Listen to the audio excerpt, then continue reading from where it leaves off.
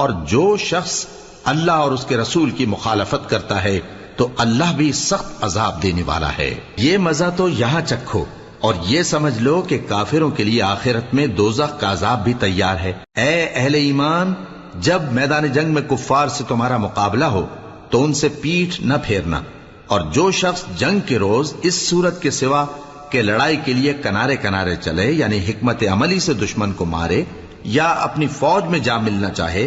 ان سے پیٹھ پھیرے گا تو سمجھو کہ وہ اللہ کے غضب میں گرفتار ہو گیا، اور اس کا ٹھکانہ دوزخ ہے،